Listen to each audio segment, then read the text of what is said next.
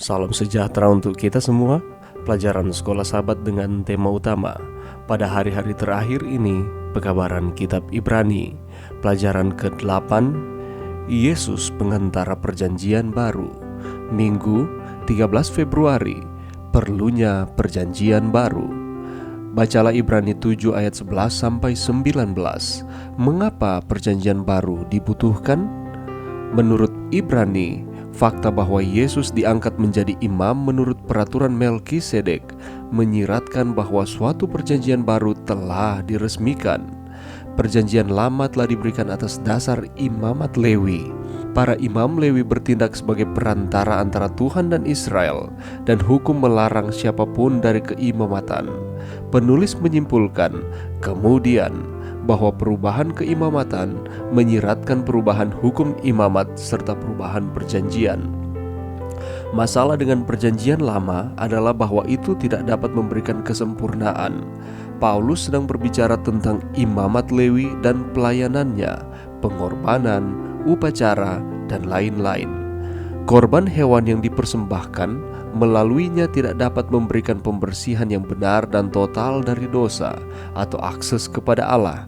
Fakta bahwa perjanjian baru diperlukan tidak berarti bahwa Tuhan tidak adil dengan Israel ketika Dia memberi mereka perjanjian lama.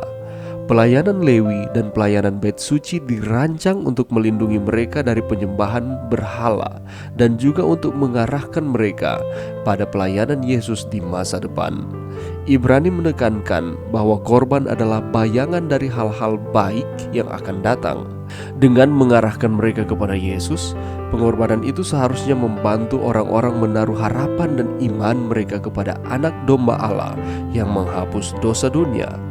Ini adalah poin yang sama yang dibuat oleh Paulus ketika dia mengatakan bahwa hukum adalah penuntun bagi kita sampai Kristus datang dan supaya kita dibenarkan karena iman, atau bahwa Kristus adalah kegenapan hukum Taurat sehingga kebenaran diperoleh tiap-tiap orang yang percaya. Dengan kata lain, bahkan 10 perintah, sebaik dan sesempurna apapun, tidak dapat menyediakan keselamatan.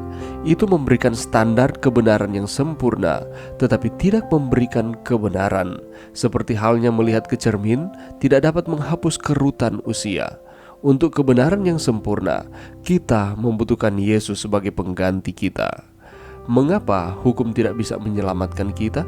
Lagi pula, jika kita mematuhi semua perintah dan menaatinya dengan baik, bahkan tanpa cacat, mengapa hal itu tidak menyelamatkan kita? Pelajaran yang bisa kita dapatkan pada saat ini, kalau kita membaca di dalam Ibrani pasalnya yang ke-7 ini, kita dapat melihat bahwa keimamatan Yesus tidak dapat disamakan dengan pribadi dan peran para imam lain yang hidup di zaman perjanjian lama. Mengapakah demikian? Oleh karena para imam yang ada di dalam perjanjian lama, mereka mempersembahkan akan hewan sebagai korban penghapusan dosa, dan itu hanya menutup dosa untuk sementara waktu.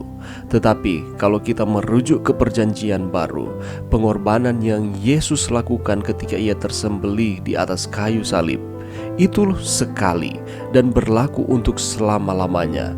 Dan karya keselamatan yang Yesus telah buat dengan mempersembahkan akan dirinya sebagai korban dapat menyelamatkan semua orang berdosa yang mau percaya kepada Tuhan dari zaman ke zaman. Kenyataannya bahwa perjanjian baru itu diperlukan bukanlah berarti bahwa Tuhan tidak adil dengan Israel ketika Dia memberi mereka perjanjian lama.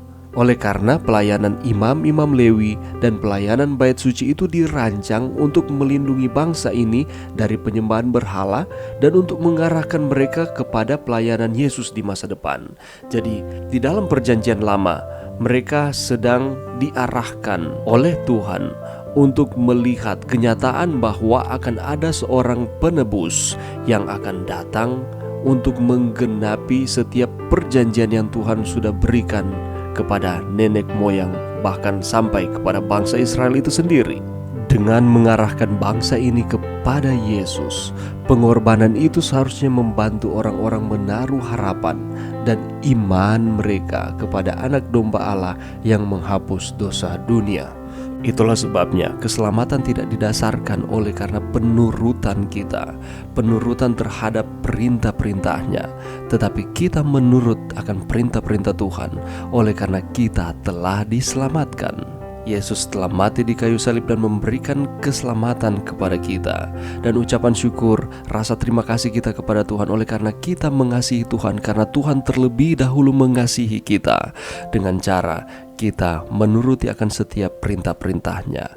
Yohanes 14 ayat 15, kalau kamu mengasihi aku, kamu akan menuruti akan setiap perintah-perintahku. Karena itu 10 perintah sebaik dan sesempurna apapun tidak dapat menyediakan keselamatan.